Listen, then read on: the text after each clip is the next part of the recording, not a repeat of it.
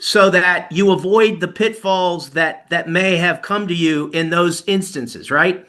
So be grateful, right, that you've had those experiences. Welcome to Unstoppable Podcast with Harry Sardinas, inspiring conversations with influential millionaires, investors, thought leaders, entrepreneurs who are making a massive difference with their innovative products and services, and sharing the challenges and wisdom of how they sold their first million. How would you like to achieve your first million? And today we have Jim. You're here for a treat. We have more than a serial entrepreneur, someone that has been on charge of turning around companies when they are in distress in different industries. So he's the one of the partners at ACM Capital. So Jim, tell us, what are the 5 steps that you recommend entrepreneurs in order to make the first million? Sure. So the first step is to find your market. What is that market? Find it, and find it with passion. The second step is to understand what it takes to get in that market. What are the barriers to entry? What are the competitors in that market? The third step is to determine how much capital you need to get into that market. Is it a small amount? Is it a large amount? What is that capital? The fourth step is to determine the resources, human resources that you might need, or IT resources that you might need in order to get that business off the ground. And lastly, you want to have an infrastructure set up such that you protect yourself from a legal standpoint. Lack of a speed of implementation when it comes to change is the key, Jim, where companies that they are doing so well, all of a sudden, they get distressed.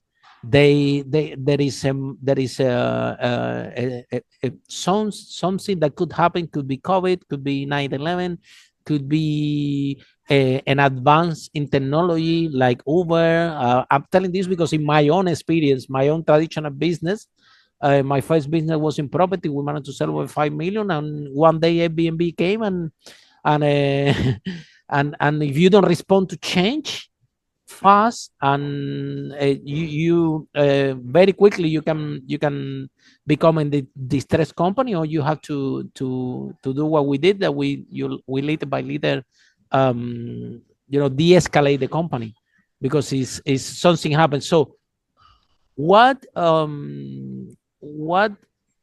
is the advice that you give to companies that face this huge challenge? Something huge happened, and all of a sudden, very quickly, sometime in month, sometimes can take even a month, all your reality disappear, and now you are in a huge distress, and after you need someone qualifies like you to go and fix the problem.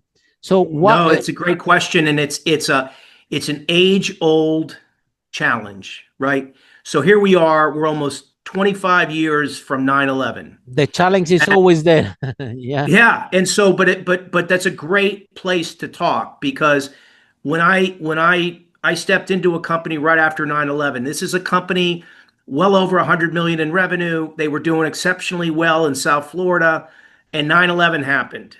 And, without anything that they did wrong, right? Mm-hmm. The industry collapsed. The aviation industry collapsed. And so we had 900 employees, or almost 1,000 employees. And overnight, we had to trim that employee base to 500. Wow. And figure out a way to survive. And in that case, the key was to survive, right? The key was to make sure that you had enough cash flow coming in that you could support that lower employee base and buy yourself time until you could get back, or the industry could start to return to some form of normalization. Yeah. Right? So people can panic in that situation, especially entrepreneurs that with no experience. For me, it happened to me too many times that to this time is not even something drastic happen in the market or whatever, of course you are, with experience, you can take it. But I remember when it happened to me the first time, that you panic a lot, right? You say, oh my God, what is going to happen with all my work? What is going to happen with my employees? What is going to happen with my clients? What is going to happen with this? So it's shocking because you feel responsible for everybody and all of this. Exactly like you said, without doing anything wrong, something changed dramatically.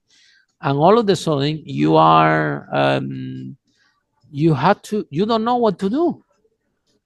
I absolutely agree with you. And it's It happened to me several times in several businesses that I own. Yes, it's not one time, several. But and as painful as that may have been for you, right? And I'm sure it was painful. As painful as that is, difficult. You gain knowledge and experience from each one of those, so that you avoid the pitfalls that may have come to you in those instances, right?